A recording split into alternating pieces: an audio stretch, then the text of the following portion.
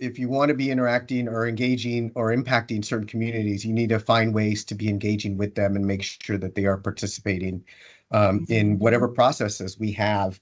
We talked about the need for diversity in applicants, the need for diversity of funders, and the need for diversity of grant reviewers, down to that level where we really have to be intentional about representation at all the different levels that we can affect. So, that gave me a really good feeling for today's topic. I want to introduce Danny Sigwalt, our speaker, who's with the Green Leadership Trust. I came to know the Green Leadership Trust through Flip Haygood, who was a longtime Park Service employee, then moved to the Student Conservation Association, and I had a chance to work with him in both of those capacities.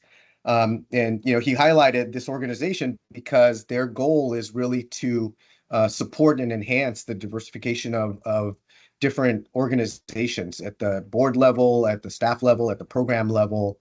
It invited me to participate as a member because of this role that they play and the support that they provide leaders of color. So it was a really great introduction. I've enjoyed a lot and benefited a lot from the organization.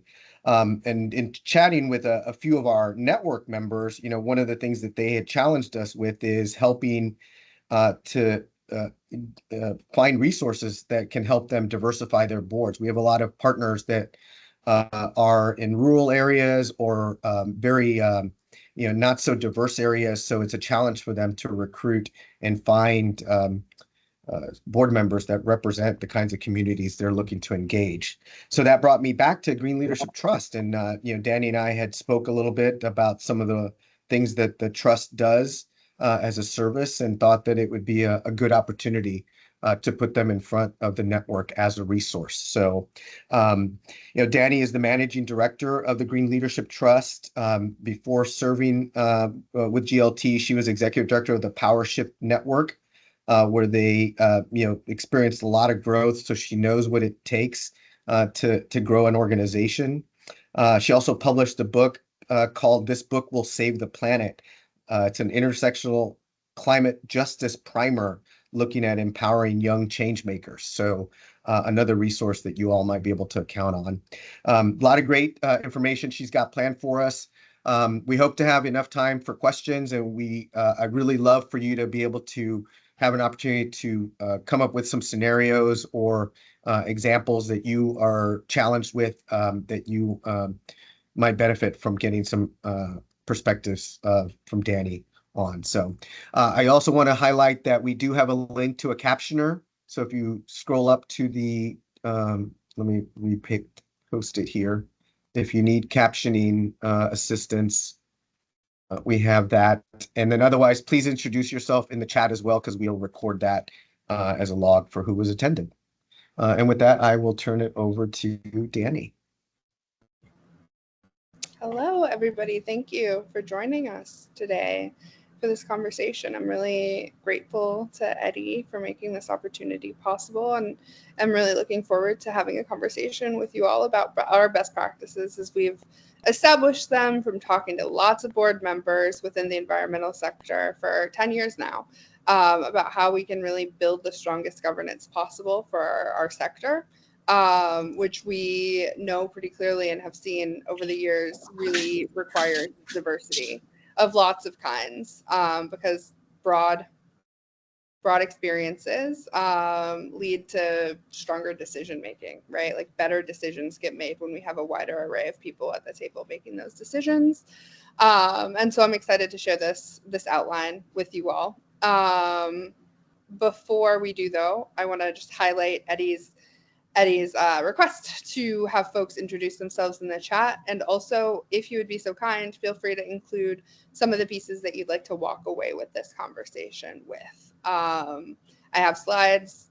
I have a bit of a conversation that I've pre-planned, but as a facilitator, I'm always happy to shift in the ways that the people need and want to make sure that you're walking away with some concrete tools that you can put into application after the end of this session. So with that, I'll give you a moment to go through, and I'll take a peek at the chat as you're typing. the chat's just on the top of the page to see what you've got, what you might be willing or interested in learning today. And then, Eddie, you can go to the next slide. You need to know who I am or who I'm representing. Eddie offered a good overview of our work. Green Leadership Trust has been around for 10 years now. And we started out as a community of people of color, people of the global majority who sat on the boards of the biggest environmental organizations in the country. So there was a constellation of organizations called the Green Group, where legacy organizations would meet regularly, national legacy organizations would meet quarterly, right? Board presidents and CEOs would meet regularly to make sure that they were in alignment with one another. And Michael Galopzer, Allison, who was on the board of NRDC at the time, Allison Chin, who was on the board of Sierra Club and still is, Peggy Shepard, who is on the board of EDF, and Gerald Torres, whose board I can't remember off the top of my head, but another one of those big ones, started meeting to figure out how we can break that up and make sure that the decision making and power holding conversations that were had in those spaces where people were meeting so often to kind of, establish the track of what the environmental movement on the national level would look like with very few people of color and very little diversity in the room, would be able to have more input from organizations closer to the grassroots who are more often Black and Brown, Indigenous, people of the global majority, right? So we, over the past 10 years, have successfully broken up that silo that was the Green Group, have created a lot more democracy in terms of access to those closed door conversations for folks from different backgrounds, and continue to make sure that we are supporting people of color joining, stepping into board leadership and executive leadership roles within these organizations.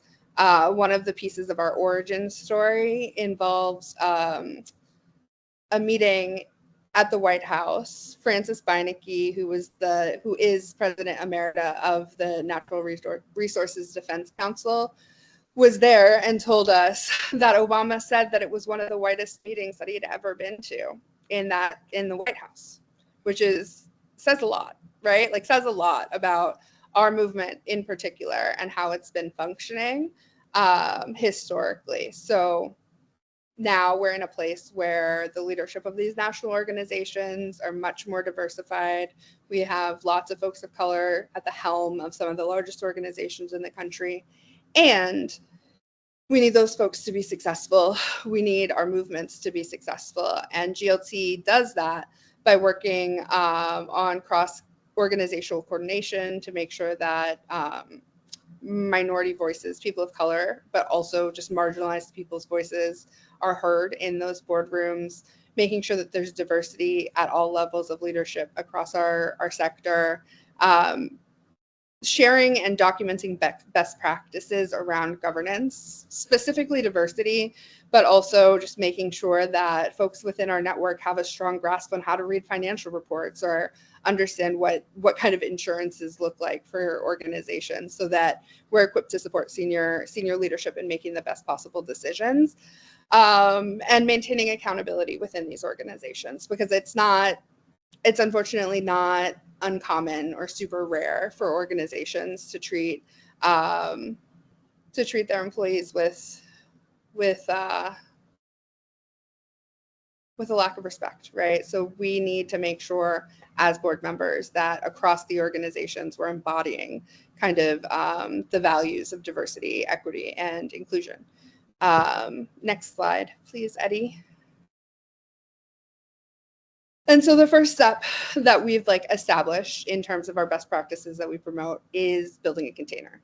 That's really what a lot of this presentation is going to be about, around how do we get people on board, understanding what it looks like to really center diversity, equity, inclusion, justice, and belonging within our organizations, right? So we also need to understand that that's a journey.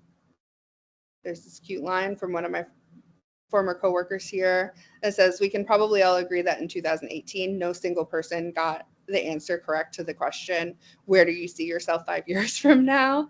I feel that feels a little bit more salient when you think of it as 2019 to now somehow for me.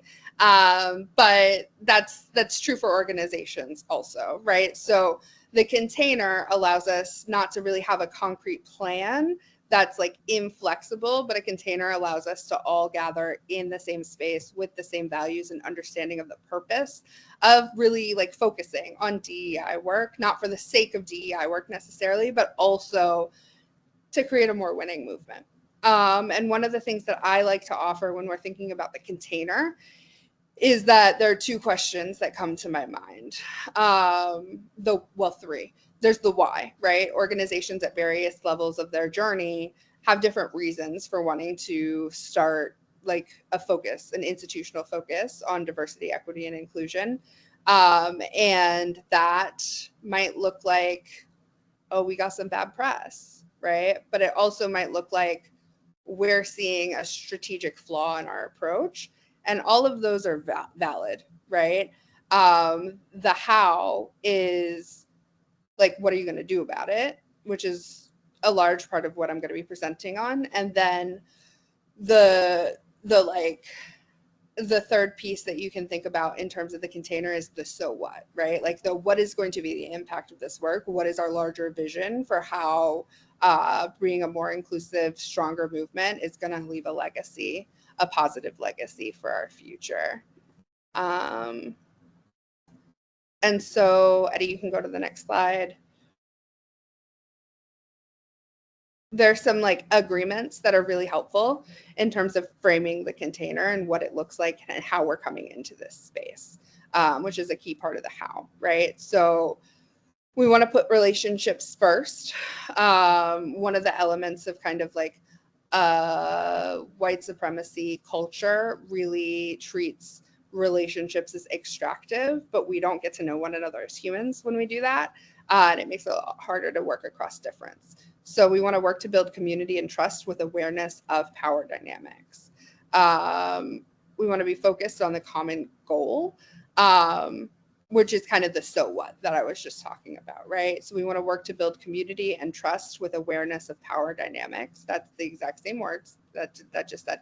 But it's also like true. We're bringing trust because we know that that everybody being values aligned or having an understanding of what the process or the path that we're working towards has helps us focus, helps us get grounded, and helps us build trust. Notice power dynamics even in the virtual room. So that can be difficult, but working on understanding that people show up differently in different contexts and being aware of the privilege that folks might be taking up in the room, you might be taking up in the room, the way that we think about step forward and step back, or move forward, move back. Why am I talking? These are all really great approaches to use for making sure making sure that people are participating in the ways that they can be and should be for the group to be working at its optimum dynamic. You want to create space for multiple truths and norms. A lot of us have been ingrained to believe that there can only be one truth, right? Like there's only one right answer. And a lot of the time we like to think that we are the ones with that right answer. And people will often let the good be the perfect be the enemy of the good, you know? And so as much as possible, really understanding and approaching conversations and decisions with an understanding that people can have multiple truths. People are having different experiences that are leading to like the conclusions that they're coming to are all important pieces of navigating power dynamics. In terms of the next one we have is be kind and brave to like, you know, building relationships for a lot of us can be a little bit nerve-wracking, right? Showing up to work as a human and not just a worker can be scary. And so we need to be humble in our approaches to this work, and also courageous in that we go out of like should be willing to step out of our most immediate comfort zone, especially folks who come from positions of privilege and power, because to some degree, folks who do not come from those positions of privilege and power are often going outside of their comfort zones on a regular basis just to be able to show up at work. So building relationships with folks across difference can make a world of difference in terms of the ways in which we build trust and are able to move forward. Practice examining racially biased systems and processes. Really being inquisitive about this work is important, right? Like being able to be self-reflexive, questioning processes that have existed forever, norms that have existed forever.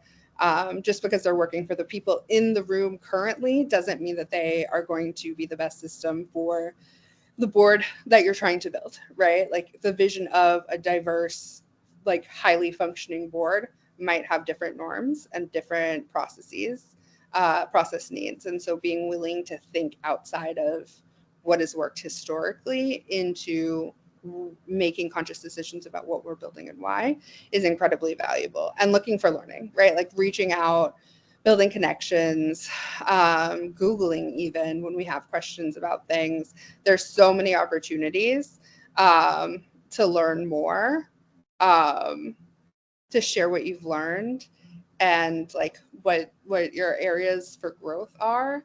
That being said, there's this line here, avoid playing devil's advocate. The devil has enough advocates. Showing up in that way can be really, what is the word that I'm looking for? Detrimental to trust building, right? Like, why are you showing up in this antagonistic way always? It's kind of, it's not that it's not kind, but it's not humble, right? Like it's not authentic. And so we want folks to be showing up as their authentic selves in these spaces. So these are some agreements that we've laid out that have been really successful in board spaces that we would love for you to consider using in your workplaces. Eddie, next slide. Right. So in terms of the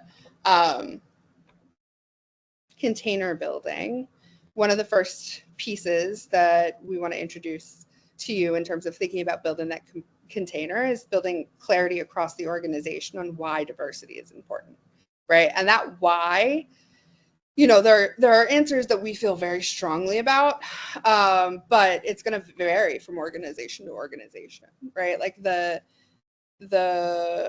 impacts that diversity is going to have on your specific base, on your specific projects, on your specific goals is going to be different across different organizations, and diversity goals should be prioritized at all levels across an organization, and the goal should be deliberate across like programs, budget allocations, and within management teams. These will require consistent communications work to feature its purpose and benefit. So like we're communicating the why like with precision and care and getting buy-in, right, as we're setting these goals for folks across the organization, not just at the board and executive level, but across the program staff, admin staff, the entire team. Next slide, Eddie. And then the next step is like part of the accountability piece, right? So it's about establishing a structure to hold the work across an entire organization.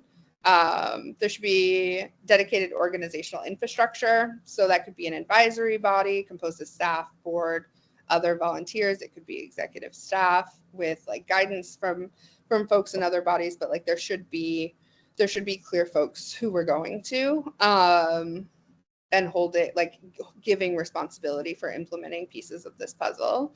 The internal leadership body may advise and inform the organization as well as measure progress, be cognizant of creating new capacity demands.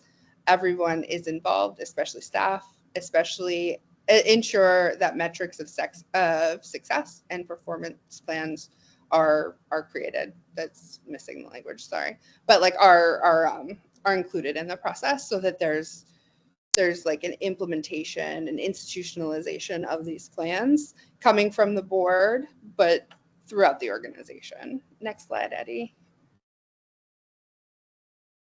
Invest. and deep impact, right? Like if folks are taking time from their jobs to be doing this work, like let's not just like add more to their plates. We have to make sure that the work is happening and that it's resourced enough that people are able to focus on it in the ways that it deserve, right? So we need like resources in terms of finances, in terms of staffing, in terms of like time, create like time in terms of like the amount of time folks need to do the work. Relational, so like giving people opportunities to get to know each other better. All of these things have to be allocated, and without them it's clear that like an organization isn't actually institutionalizing the kind of culture shifts that we're talking about here. This is like the core piece to being able to tell how serious an organization is about leaning into centering DEI in their work. Yeah, next slide, Eddie. Yeah. Part of that investment is also looking to the experts and to best practices that exist, right? There are so many people who have been doing this work for a really long time, successfully and less successfully, right? And all of those learnings are incredibly valuable, and nobody should be starting or like, what is the term? I'm comically bad at metaphors. Like reinventing the wheel, right? Like nobody needs to be reinventing the wheel. These processes are collaborative. People want to share their learnings. People want the sector to be a more winning sector. And depending on what your needs are from a starting point, it's very easy to reach out to organizations to get some like base level 101, like what are we doing? And then also there's a slew of consultants that exist. GLT, I want to mention, Green Leadership Trust, offers like coaching to organizations, to executive staff at organizations who are interested in figuring out how do we diversify our boards? Like how are we best supporting our board members of color? So please see us as one of those resources that you can look to for support in this journey. Next slide, Eddie. Yeah, build proactive talent pools. So I don't know, I feel like every succession plan I've ever seen has been like, you gotta just always have this pool of people that you want to hire and that you're trying to lift up to these positions of leadership. Really thinking through what it looks like. How are we cultivating these leaders? Like how are we supporting an ecosystem where there are like diverse candidates who we like, you as an organization or like a peer ally organization might want to lift up into a board position is really important. So like getting a sense of like who those folks are, maintaining relationships with them, and then also encouraging people within your organization to take up positions of leadership, board positions at other organizations is really, really a huge deal. Eddie, there on our website is a link. Trying to think about what it is. That's like organizational support. If you see it, feel free to share it. But if you could go to the next slide, that would be great. Yeah, so I think that this is part of what I was just speaking to: support, reward, and retain high quality, diverse employees and board members. We want to tell the people that we appreciate them, and make sure that they know that their contributions are important and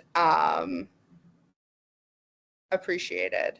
I think that it's like, board members are usually sitting on boards in a volunteer capacity. It's like their third or fourth priority after their home, their personal life, their family life, their paid jobs often. And so it's really important that we're like building relationships where people understand that their work is valuable, having impact. And when we're talking about governance, like it can feel really rote, it can feel really mundane to think about like reading through financial reports or I don't know, like wordsmithing policies. It can feel very detached from the work. So I think that senior staff especially has an important role in making sure that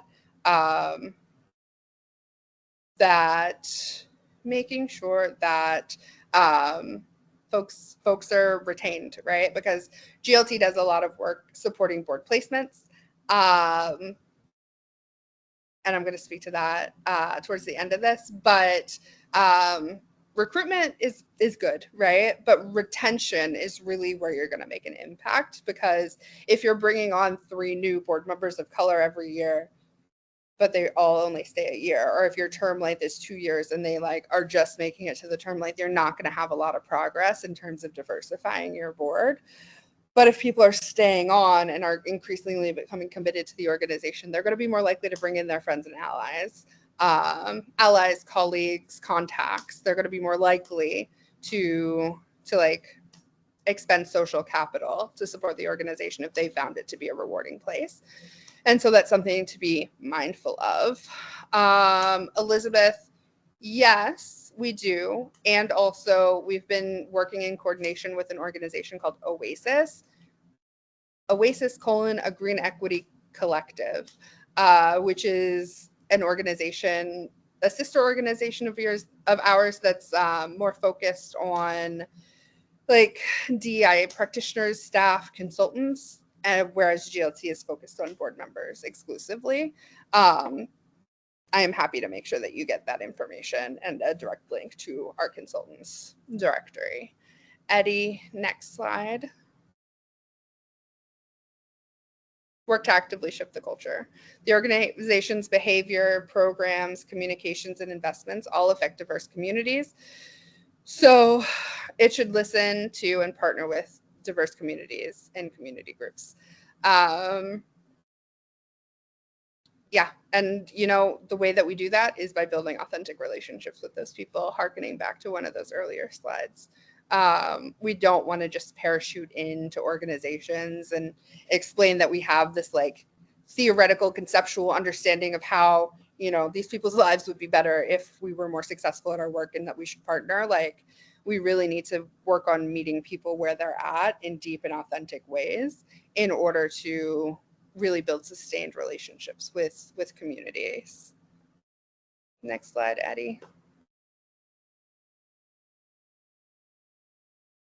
Yeah, so understand that representation is important and representational politics are dangerous. Individuals with shared marginalized identities are not monoliths. So like not all Black folks are alike, not all Native folks are alike, and nobody, and nor can anyone who holds any given identity represent all of the folks who do. So like if I'm stepping on a board, I'm not representing all Black people. I can't represent all queer people. There's no way that we can do that. And there's a sense that exists, especially when we have a board where there are many onlys, right? Like if there's the only woman or the only like person who lives in a certain zip code, or the person who, I don't know, so many examples that like the way that our culture works is to tokenize them and expect them to speak to that entire community. We really need to understand and have clarity that not everything that that person says is representative of an entire community, and that we should push to have fewer onlys on our board, right? And be really, really mindful of that when we're bringing in new members. Next slide, Eddie. Keep going. This might be my favorite slide. There's no such thing as perfection when it comes to breaking down oppressive systems.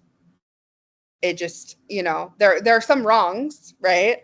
But there's no clear, perfect way, and it's going to vary from organization to organization, and it's going to take trial and error, and that trial and error can feel real bad, real bad. But it's really important to know that like the most damaging thing you can do is give up out of fear or give up because it's too hard.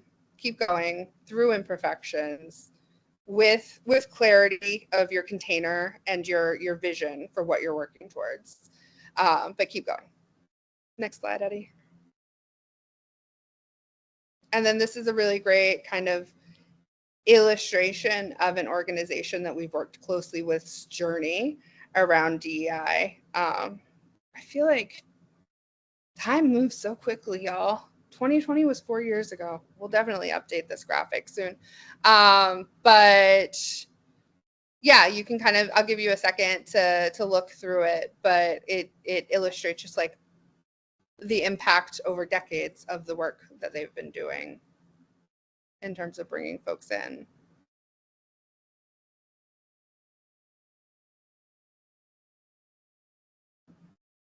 Starting like in the late 80s with thinking about LGBTQ staff, bringing in folks of color onto their board, and also thinking about like the way that the internal space started it, and it took a while for it to become more like externally facing.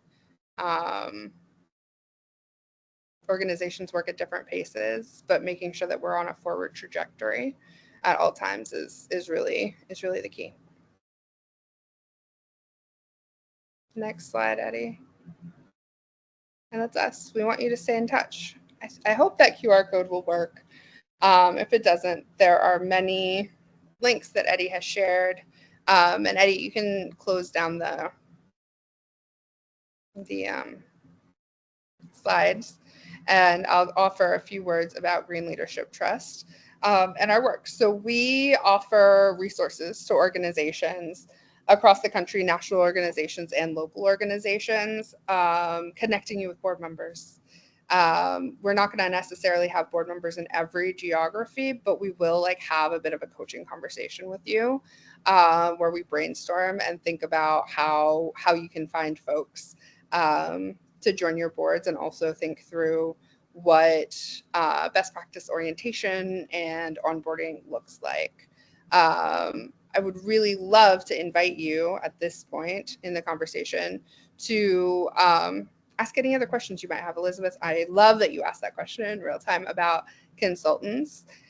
And I'm very happy to like think through any problems that you have in real time, or answer questions if anybody has any scenarios that they might want to share around difficulties that they've had in pushing forward around DEI diversification. Happy to be a resource. Yeah, feel free to unmic or come on camera, or use the raise your hand feature. While we're waiting, I do want to emphasize one thing that was brought up, because it's something I've experienced. I've served on 5 different boards, and I'd say at least 4 of them, when I came on board, I was automatically seen as the diversity expert on the board. My background is in program development. I've definitely done some of that work, but I would never have put myself out there as the expert in somebody trying to recruit me. And it really gave me a sense of I'm like the best that they could come up with, meaning that it wasn't something I was recruited for, but then I was handed that responsibility, and it really seemed like a shortcut they were looking to do. So, just be mindful that you want to diversify your board, but you also want the skills to advance some of these conversations, and make sure that you're representing both the skills and the demographics that you want to be having. Another thing to mention is our office has made a commitment every year to attend the Taking Nature Black Conference and the Naturally Latino Conference, because it matters for us to be seen in these places where these leaders congregate, and highlight their work, so that we can get to know who is out there doing this stuff, and know who we should be inviting to some of our programs. So I definitely would be challenging you as well to diversify the kinds of activities that you get involved in, and conferences that you go to. Find the places where these audiences are, and talk to them about what you're trying to do to bring more people in to what you're trying to advance. The last thing I'll highlight is, because it was also something very important to me, there was a point where I really couldn't sustain myself as a board member. So part of the deal was, if you want me on your board, I'm going to need assistance in travel. I wasn't expecting to get paid because these were nonprofits, but I couldn't go out to the Western, meetings that were being had out on the West Coast without financial support. So these are things to be considering if you want to be authentic about these things. You can't just be going the bare minimum you need to be factoring in all the different elements that it takes to diversify your board. Yeah. Yeah, highlight all of those. Thank you, Eddie. The travel piece is important, really thinking about and being proactive about taking down barriers to participation is a big piece of the puzzle. And I see your question. Um, all of our pricing is nonprofit pricing. In fact, we do 2 or 3 coaching sessions free of cost to organizations. So we're working to support you in diversifying your board and working on sharing resources like our board talent roster, which has, I think we're at like 200 folks of color who are actively seeking opportunities on environmental boards, and there are people all across the country. We have opportunities for you to participate in like a speed networking session for board members, with potential board members. We have a newsletter that we send out regularly to our members that help us crowdsource candidates for positions. We're moving into doing some fee for service executive board placement work, but a lot of the resources we offer are actually supported by like philanthropic efforts and not direct fee for service. So we are here to support you.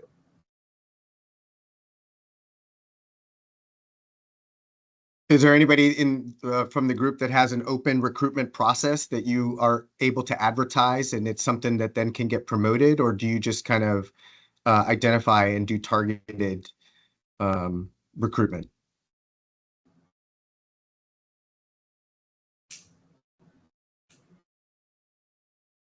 I know it's helpful for me when I see appeals for board members on LinkedIn where there's specific asks that are being included in there. It makes it very easy then to forward it on to different parts of my network.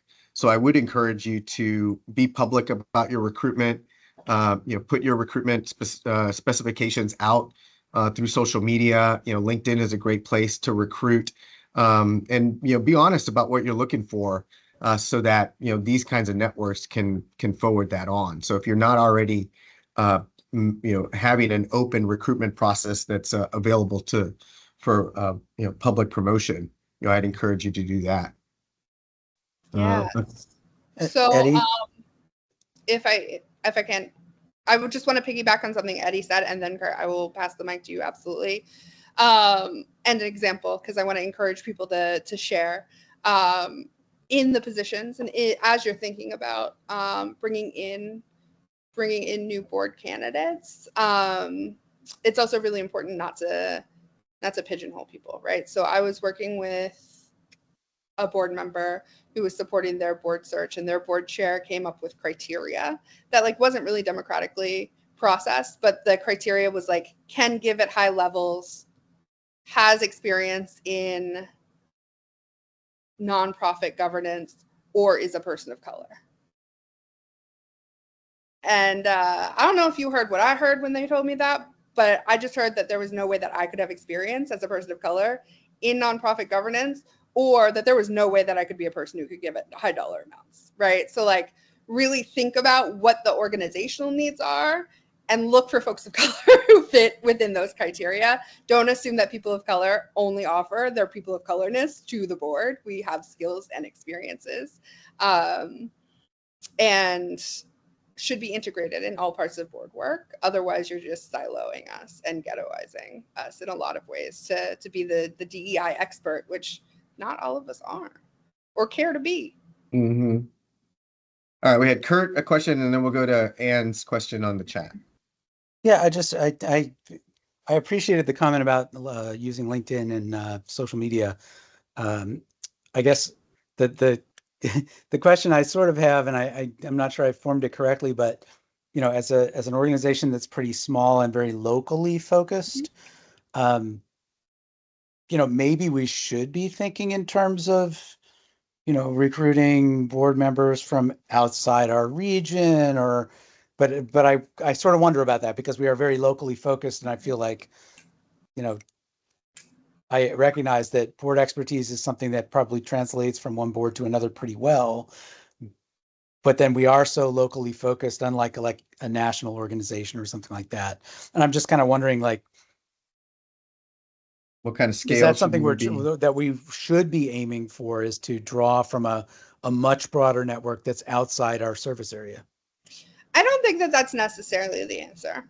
I think the first thing that I would think about was like really getting a sense of who the folks are within that geography that you're serving, right? Like who are the communities, and how are you finding folks who come from those communities that are within the geographic area. That's the first piece, right? I think diversity of all kinds is incredibly important. And so like opening up the way that you're thinking about diversity can also be really valuable, because at the end of the day, we really need folks who come from different perspectives to work together to find the best solutions, right? Like that is really one of the ultimate goals here. And every community looks different, but we do want to make sure that the organizations that we're working with, especially ones that are working in specific geographic areas, are like equitably representing that community at all levels of the organization, those communities at all levels of the organization, right? So really pushing into who are the folks there, like what are the kinds of diversity that exist as a starting point would be my advice. Thank you. Okay, next question is from Anne. Who then is our best audience for your coaching? The current board and staff, the governance committee and staff? So one of my favorite things about Green Leadership Trust and working with boards is that literally every organization is different. Like every organization's like board recruitment process is different. Every organization's like the relationship that the executive director or CEO has with the board chair is different. We are happy to meet folks where they're at. We do only work with executive level staff or boards though, right? So we're not going to speak to a junior level staff who does scheduling, for example, for the board. That's not where we're going to have impact. And we're happy to like talk to you about where the best fit might be. Yeah, one of the things I've seen, we use this in my the last board I was on, is we had a kind of a training program for prospective board members, because I also think there's a mystery around what it is to be a board member. You know, some folks see it as this back room, smoky room, back deals, it's the folks scheming. But in reality, it's just a high level volunteer for the most part. But there are, fiduciary responsibilities. We all have to be covered by insurance because we are responsible for the fiscal health. And if something goes wrong, it comes down to the board. So there are responsibilities, there are accountabilities that go with it. And if you don't know that it's not so out of the ordinary. And it's all part of just the normal part of the work that we are already doing, being in the nonprofit industry. So, think about where you can be cultivating local talent. They may not end up being a board member for you, but maybe they end up in a partner organizations board.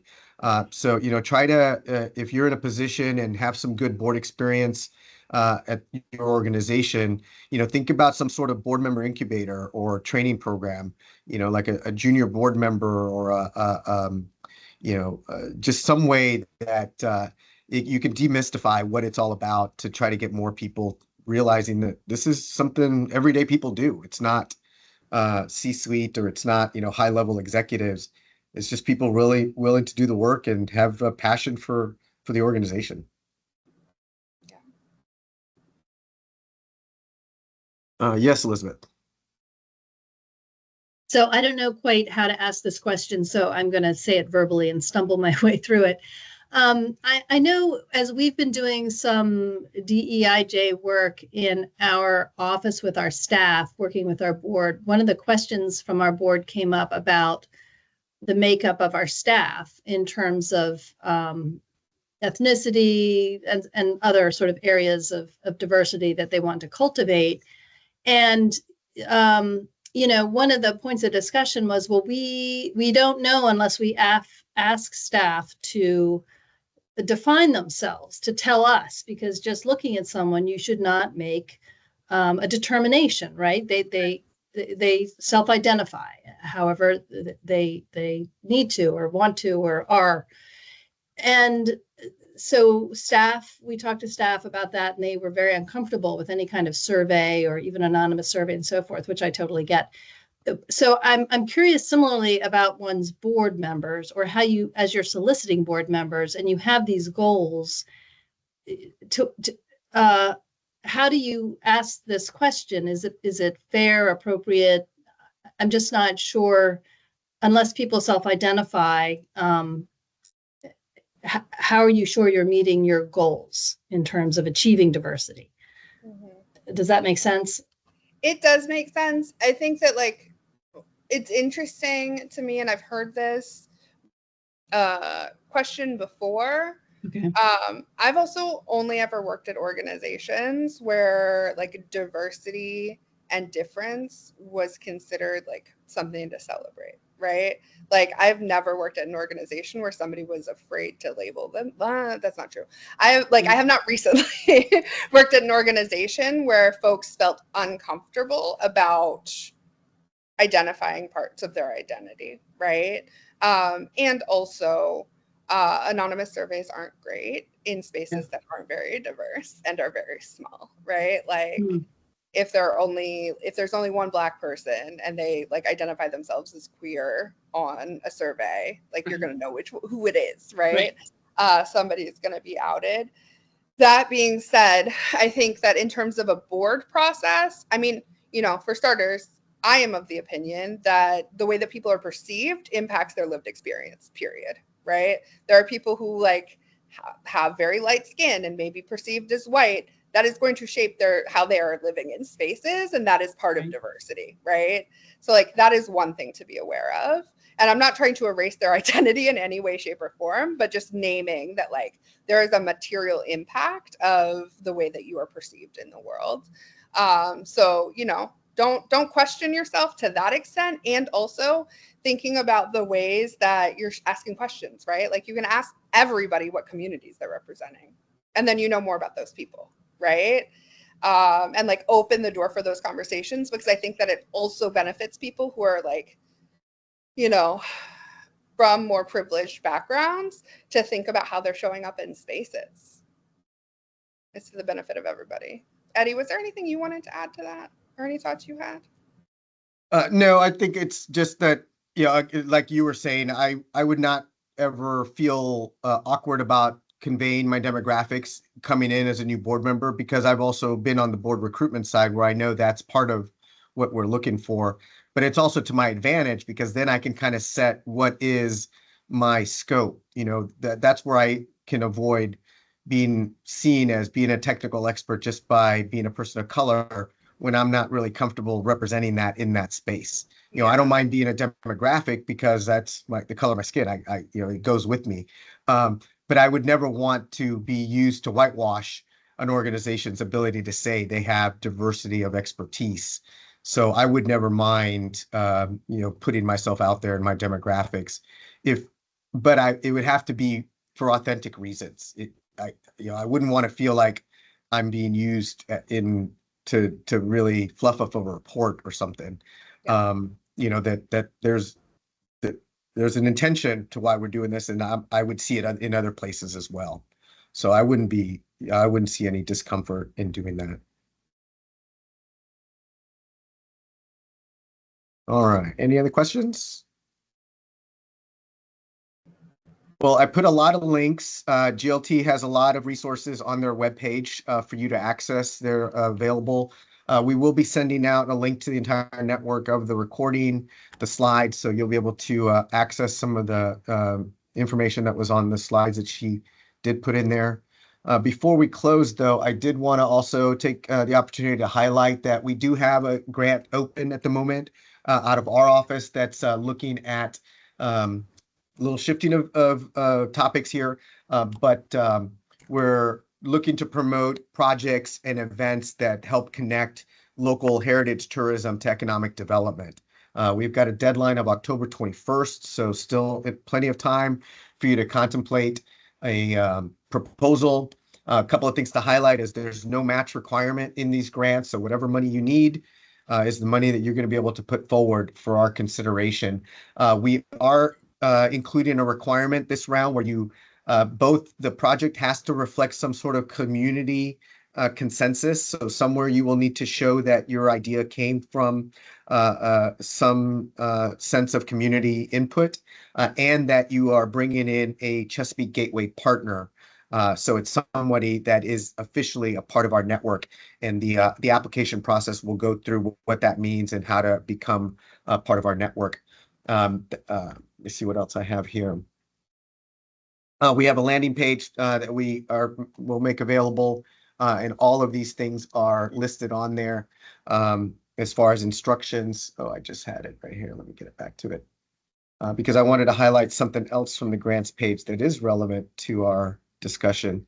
So there's the grant page that has all the grant information, but I'm also highlighting our list of our last year's grantees, because another great place to look for prospective board members are in the organizations that are doing some of this work. You may really need to think about the support they might need to participate in your organization, but we've got a really nice diverse set of applicants from our first round. In a couple of weeks, we'll be announcing the recipients of our second round. So, some really good organizations there that might offer some diverse candidate options for you. And then any other questions in general that come up from our office, feel free to send us a note. If you had this invitation forwarded to you and you're not on our mailing list, just send us your contact to Chesapeake_grants@mps.gov, and we'll make sure you get future notices. Otherwise, I think that is it for today. Thanks everyone for joining us. Go out and do great work. Thanks, y'all.